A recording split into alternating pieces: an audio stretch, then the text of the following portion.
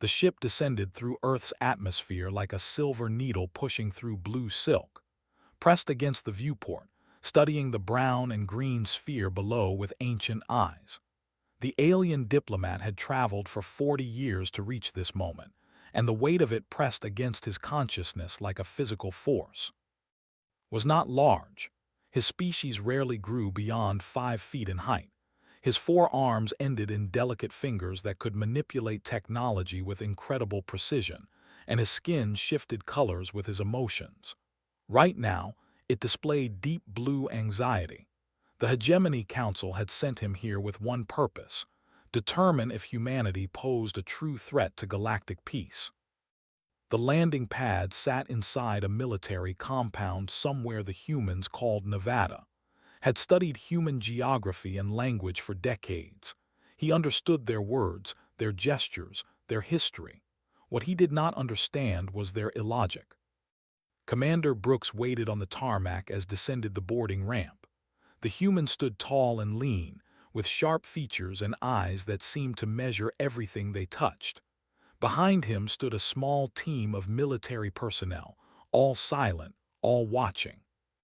Skin flickered with curiosity as he approached, extended his right hand and remembered the human custom. He placed all 4 fingers against the human's palm. The touch was brief but firm. Humans measured strength in hand grips, had learned this was important to them. "Welcome to Earth," said. His voice carried no fear. This was the first thing that troubled the alien diplomat. They walked through corridors of concrete and steel. Humans loved their hard surfaces. The compound smelled of oil and metal, and something organic that made secondary sensory organs twitch. Everything about humans was direct. They did not hide their weapons or their intentions. This was either very wise or very foolish. The briefing room was large and cold. Maps covered the walls. 3 humans sat at the table beside. Lieutenant's briefing document said, "Engineer Morgan, Medical Officer Jordan Hayes." The lights dimmed. A display flickered to life showing a 3-dimensional map of space. There, approaching Earth like a spreading stain, was a fleet, hundreds of ships, thousands perhaps, the Dominion. Its color changed to pale green. He knew this fleet. The Hegemony Council knew this fleet. The Dominion conquered worlds the way humans breathed. They were efficient. They were cold. They were unstoppable. "We detected them 6 months ago," said calmly. "They will arrive in 2 weeks. Our telescopes show weapon systems that we cannot match. Their ships are larger and faster than anything we have built. They have conquered 17 worlds in the past 50 years. All those civilizations attempted negotiation or flight. The Dominion took what they wanted and enslaved the survivors." Skin flickered purple with distress. He asked the only logical question: why does the Hegemony Council allow this? "The Council does not know yet," replied. "We are telling them now through you. The attack on Earth is coming. The Council has time to decide if they wish to help defend humanity or simply document our extinction." "And what will humanity do?" asked, though he already knew the answer. All species did the same thing when facing the Dominion. They tried to escape or they tried to make peace. Stood and walked to the display. His fingers traced the incoming fleet. "We are going to fight," he said simply. The words hung in the air like objects that had weight. Felt something shift inside his chest, a sensation he could not quite name. "That is illogical," said. "Your weapons cannot penetrate their shields. Your ships cannot match their speed. Your armies cannot defend against their orbital weapons. The mathematics of the situation are clear. Resistance is not merely difficult, it is impossible." Morgan leaned forward. Her voice was tight and controlled. "Impossible and foolish things happen all the time on Earth. We call it history." Jordan Hayes nodded, adding nothing. Sometimes humans did this. They let silence carry their meaning. "We have prepared defenses," continued. "Nothing conventional. The Dominion expects conventional resistance. They expect strategic military response. That is how all the other species have fought them. and that is why all the other species have lost. And you will be different, asked. The concept seemed dangerous. Difference was unpredictable. We have to be, said, because if we are not, there is no Earth tomorrow, no cities, no cultures, no future. There is only slavery or death, and we refuse both. Spoke for the first time. His voice was engineer's voice, precise and practical. We have been designing unconventional weapons, strategies that ignore traditional military doctrine. We will use our world's environment against them. We will use our understanding of deception and psychological warfare. We will use the fact that we have nothing left to lose. Walked back to the viewport. Through it, he could see the desert stretching endlessly. Somewhere beyond that horizon, human families lived their lives, completely unaware that an invasion fleet was approaching. They went to work and raised children and created art and loved each other. In 2 weeks, all of that would end. Unless these humans were correct. Unless impossible things were actually possible. You want me to observe, said. It was not a question. We want you to witness, corrected. Go back to the Hegemony Council and tell them what you see. Tell them what humanity will do when we face something stronger than ourselves. Skin flickered through several colors at once. Fear, curiosity, something that might have been excitement.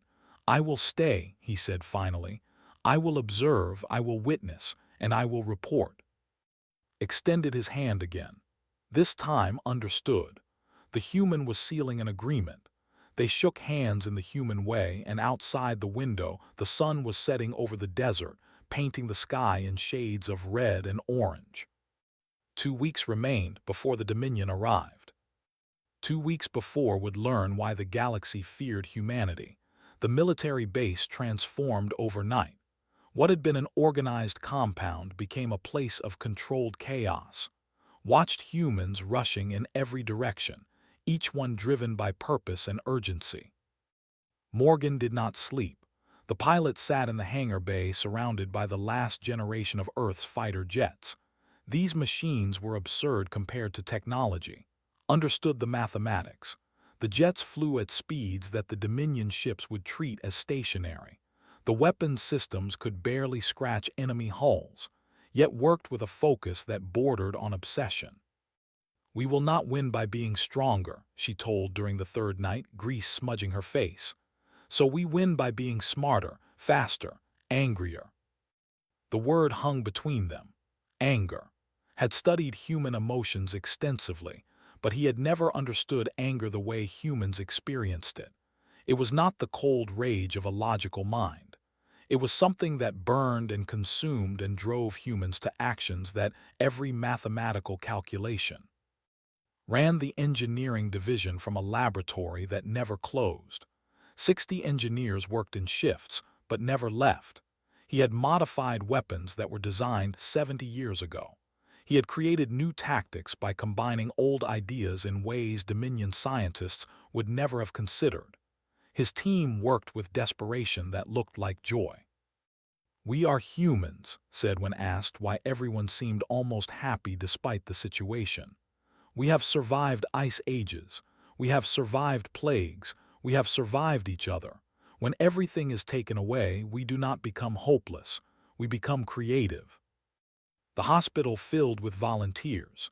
Jordan Hayes organized a massive training program for anyone who wanted to help defend Earth. Doctors, nurses, teachers, and construction workers all learned field medicine and emergency protocols. Jordan moved between them like a conductor directing an orchestra, her movements precise and her voice calm. We will lose people, she told a room of newly trained medics. We will lose many people, and we will save as many as we can. That is what we do.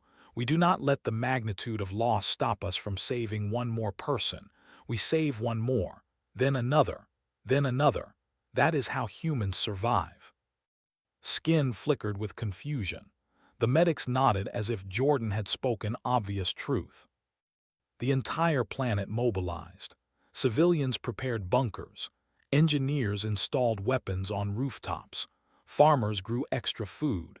Teachers helped children understand the situation without breaking them. Everywhere traveled, he found humans working, preparing, refusing to accept defeat before the battle even began. On the 8th day, Brooks took to see something the diplomat did not expect. A school. Children sat in classrooms learning mathematics and languages and history. Their teacher, a woman named Lisa, explained complex concepts with clarity and patience, despite the knowledge that in days those children might need to fight for survival. "Do they know?" asked. "Yes," Lisa said. "Children know when the world is ending. You cannot hide that from them, so we tell them the truth. And we also tell them that there are people working to protect them. We tell them that humans do not surrender. We tell them that they are not alone." A little girl raised her hand. Her name was Sarah. She asked, "Will the soldiers win?" Who had accompanied them knelt down to the child's level. He did not lie. "I do not know if we will win," he said, "but I know that we will fight. I know that everyone in this country is trying to stop the bad people from hurting you.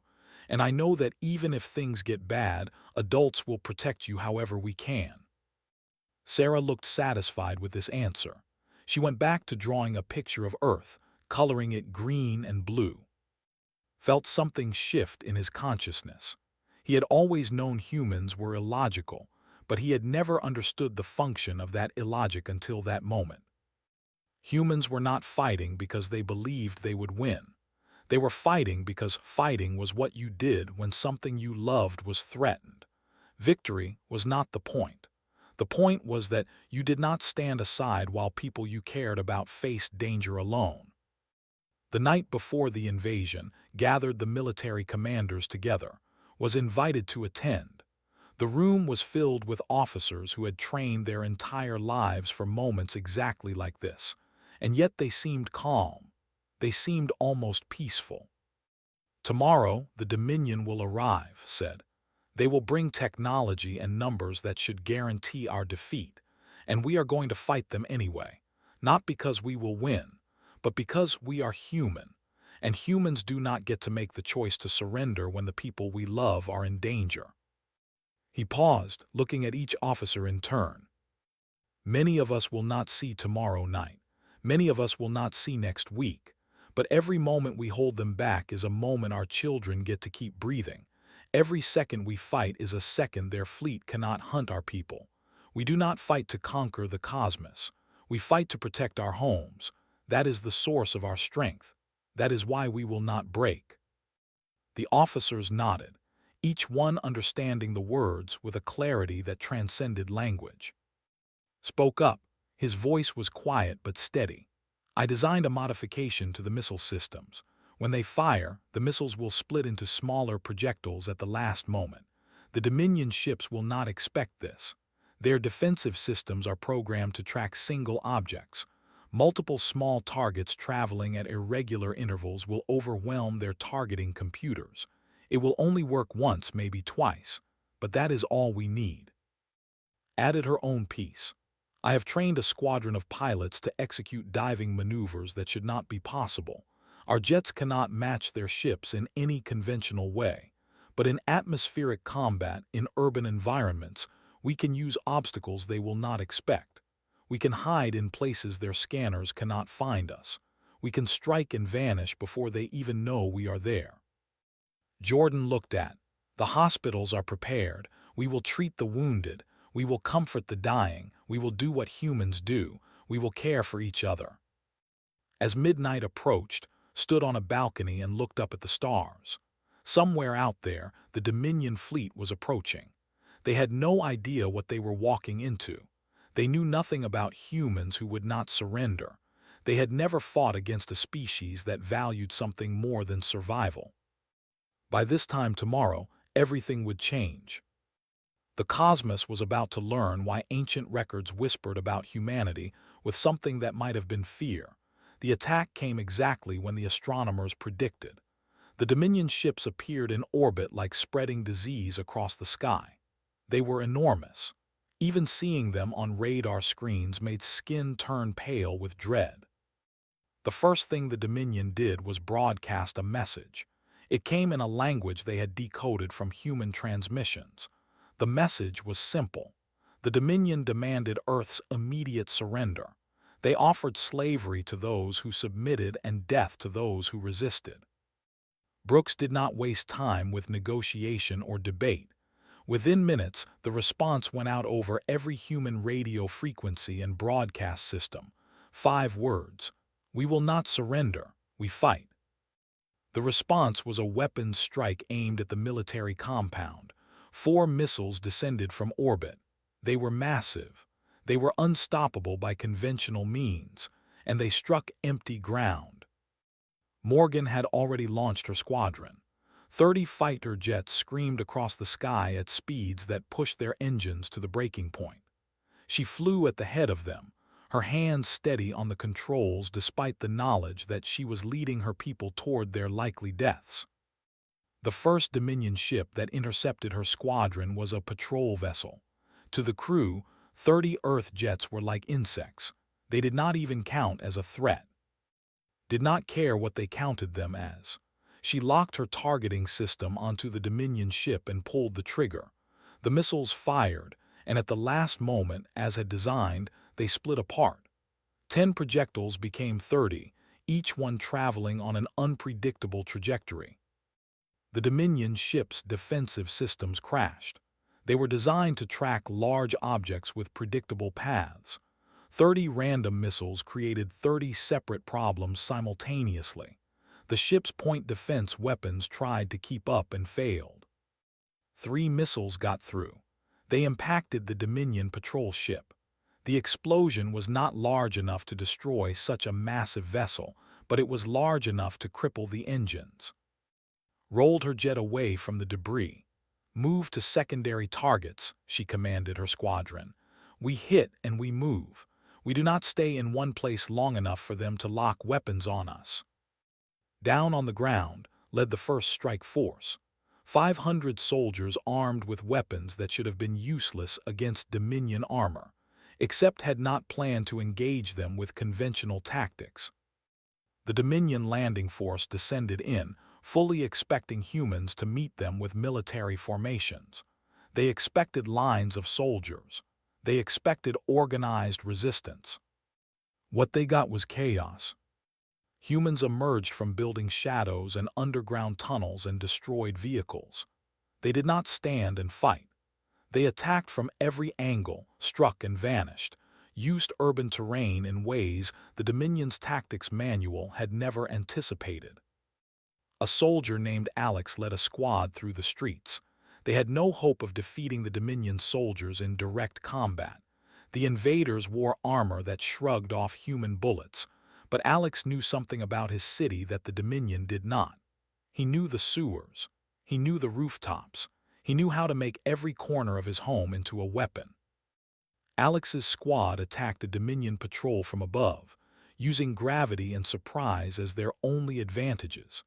They dropped from buildings onto invader positions, fired at close range where armor mattered less, and vanished before return fire could lock on them. One of Alex's soldiers, a young man named David, went down. A Dominion weapon cut through his leg. He screamed, and Alex immediately broke position to carry him to safety. The Dominion fired but missed. In the calculations of Dominion soldiers, this made no sense. A human had abandoned tactical advantage to save a dying comrade. Watched all of this from a protected observation station. He watched Morgan execute maneuvers that the limits of her jet's physical structure. He watched Brooks' coordinate attacks that looked like chaos, but were actually carefully planned responses to constantly changing conditions. Most importantly, he watched humans die. By the 3rd hour, Earth had lost 1,000 soldiers and civilians. By the 6th hour, 10,000. The Dominion was unstoppable in direct confrontation, but humans did not directly confront them. They struck like ghosts. They appeared and vanished. They protected each other even when it cost them their lives. Jordan Hayes worked in a field hospital that was itself constantly moving. As soon as Dominion scanners located the hospital, they moved it. She treated horrible injuries with the knowledge that many of these people would return to combat if they survived. She did not try to convince them to stay safe. She patched them up and sent them back. A young woman came in with a wound that should have killed her. A Dominion blast had gone through her shoulder. Jordan stabilized her and asked, "What is your name?" "Emma," the woman gasped. "Emma, you have lost a lot of blood. You should rest." Emma shook her head violently. "My family is still fighting. I go back." Jordan did not argue. She bandaged the wound, gave Emma painkillers, and watched her walk back toward the sound of explosions. This was what humans did. They fought for each other until they could not fight anymore. By nightfall, the Dominion had destroyed most of the visible military infrastructure. On paper, Earth should have been defeated. The Dominion had achieved air superiority. They controlled orbital space. They had a 10-to-1 advantage in weapons and armor. And yet humanity was still fighting. The commander sent a report to his fleet. His words were confused. The humans were not behaving like any conquered species in his databanks. They did not create military formations that could be destroyed. They did not mount defensive positions that could be surrounded. They were everywhere and nowhere. And they kept charging forward. Morgan's squadron had been reduced to 15 jets. She had lost her wingman 3 hours ago to a Dominion interceptor. She had watched him fall from the sky and burn up in the atmosphere, and she had not stopped fighting. She had simply swallowed her grief and found a new target. Alex's squad had grown smaller but more skilled. They had learned how Dominion armor worked. They had learned the weaknesses in Dominion tactics. They had learned that if you were fast enough and angry enough and desperate enough, you could damage something that was supposedly invincible. Brooks stood in a command center that was half destroyed. The walls were cracked, the equipment was barely functional, and his soldiers were still fighting. Skin had turned a color he had never experienced before. It was not fear. It was not sadness. It was something deeper, something that shook the foundations of his ancient consciousness. He was witnessing something the galaxy had not seen in 1,000 years. He was witnessing a species that would not break, no matter the cost. On the 4th day of the war, experienced something he could not name. His skin flickered through colors with no meaning. His consciousness fragmented into pieces that did not fit together cleanly. He had studied thousands of species. He had analyzed their psychology, their warfare, their methods of survival. Never had he encountered something like this. The Dominion had destroyed 70% of Earth's military infrastructure. They held the sky. They controlled the seas. They had systematically eliminated every position that showed human resistance. By every logical metric, Earth should have surrendered 500 hours ago. Instead, humans were still fighting. Requested a meeting with Brooks. The commander agreed, despite the chaos of active warfare. They met in an underground bunker that smelled of dirt and human sweat. Looked like death. His uniform was torn and stained with blood. His eyes were red from exhaustion. He had not slept in days, and yet his voice was steady. "You want to understand why we do not surrender," said. It was not a question. "I want to understand how," replied. "You have lost everything. Your cities are burning. Your military is fractured. You have suffered casualties that would drive any species to madness.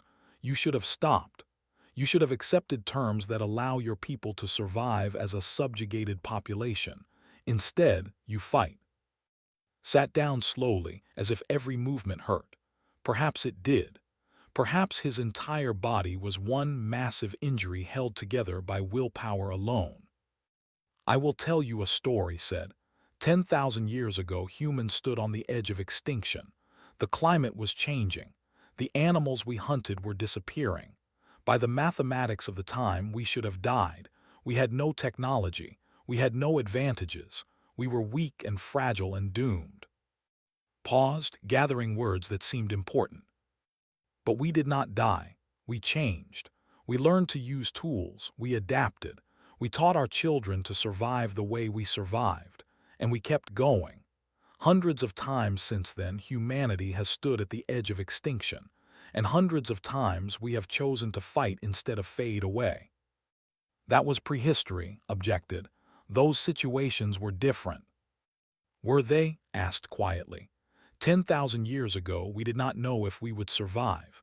We only knew that if we stopped trying, we would definitely not survive. So we did not stop. That is the lesson that runs through all of human history.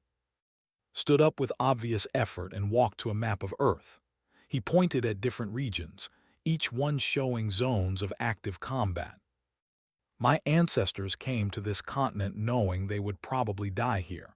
My blood is the blood of people who took impossible odds and refused to accept defeat. That does not fade from a species just because the situation changes. It lives in us. It is part of what it means to be human. You are rationalizing self-destruction, said. No, replied. I am explaining why self-preservation is not always the highest value. I am explaining that humans will trade survival for meaning, will trade safety for honor, will trade life for the chance to protect people we love. Skin turned a deep purple that reflected confusion and something approaching despair. That is insane. Perhaps, agreed. But you came here to understand why the galaxy fears humanity. Now you are starting to understand. It is not because we are strong. It is not because we are smart. It is because we are willing to do things that no other species will do. We will die for each other. We will sacrifice ourselves so that our children might have a future. We will charge at enemies we cannot defeat because the alternative is to surrender everything. Over the following hours, witnessed more proof of this truth. He watched Morgan, who had been shot down and was flying combat operations on foot alongside infantry units.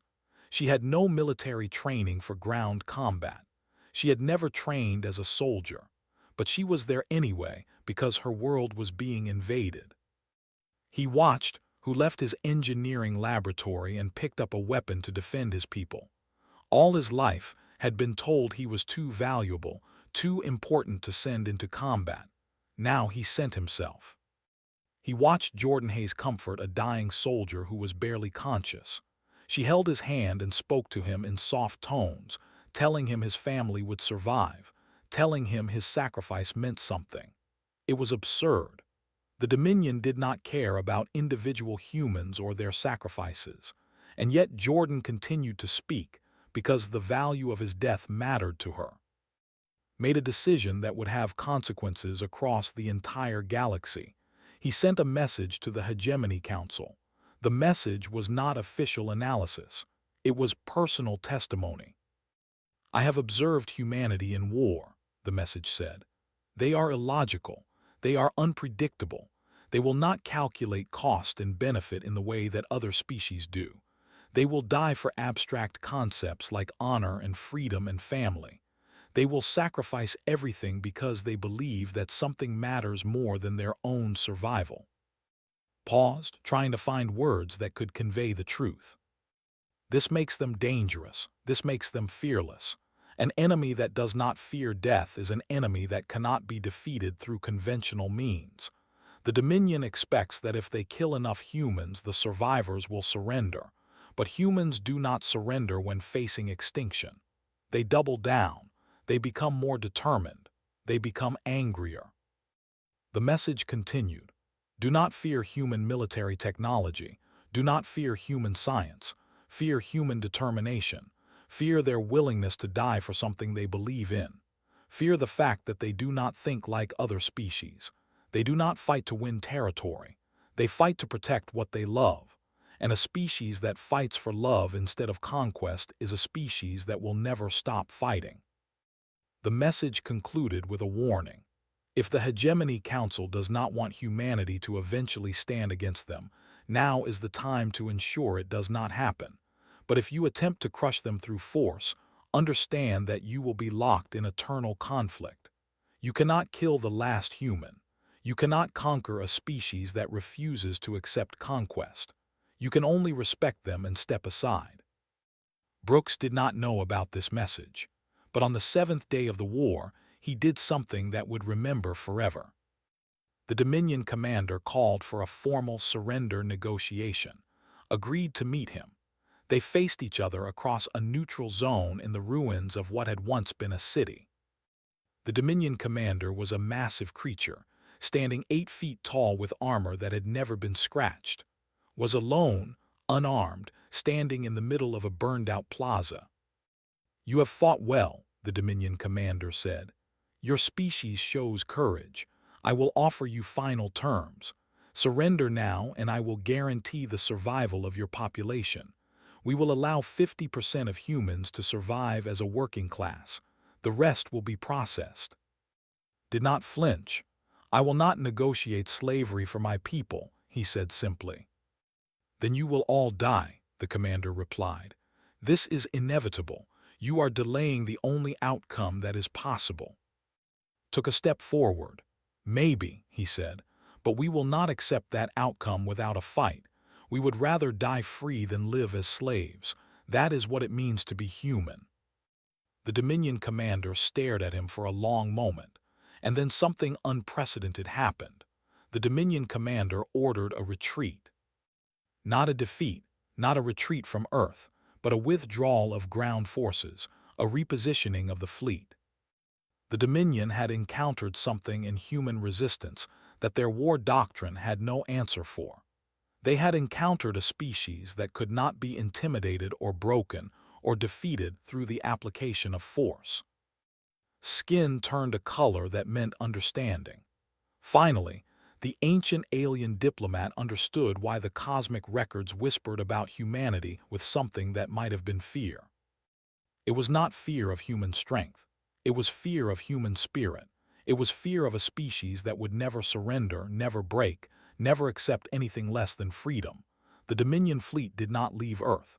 They positioned themselves in high orbit and established a blockade. But they stopped attacking. The weapons fire that had raged for 7 days suddenly ceased. Silence filled the sky where explosions had been. In that silence, humans began to count the cost.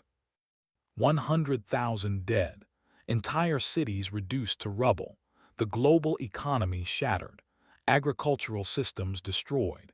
The infrastructure of civilization lay in smoking ruins across every continent.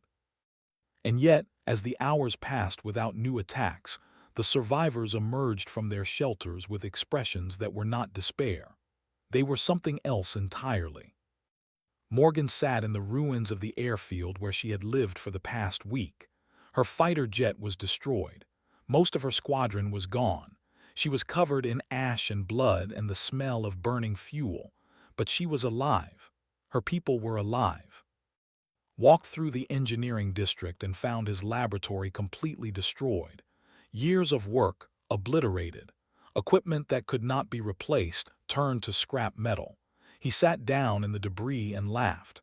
He laughed because he was still breathing. He laughed because his team had survived.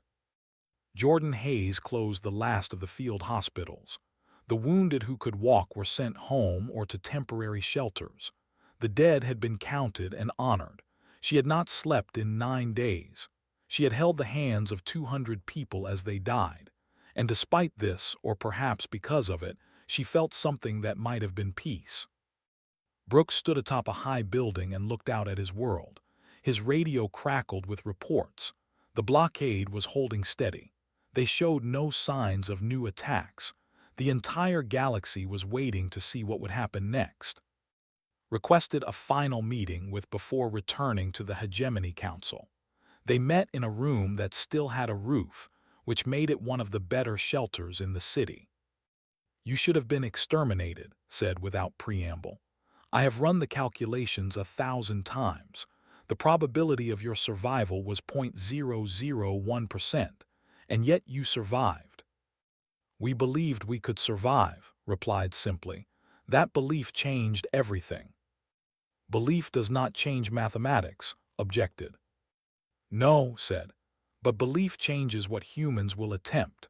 And sometimes, if you attempt the impossible with enough courage and creativity and desperation, the impossible becomes possible." Skin flickered through colors that represented complex emotions. The Hegemony Council must know the truth. I will tell them that Earth is not a threat to be eliminated. Earth is a species to be respected and perhaps feared. What will they do? Asked. They will vote, said. Some will argue for joining forces with the Dominion to crush humanity before you become too powerful. Others will argue for leaving you alone. The result of this vote will determine your future. Nodded as if he had already understood this. Then we will survive whatever comes, he said, because we have already survived the thing we thought would kill us. Over the following days, work to organize the survival of human civilization. Food was rationed and distributed. Shelters were constructed for the homeless.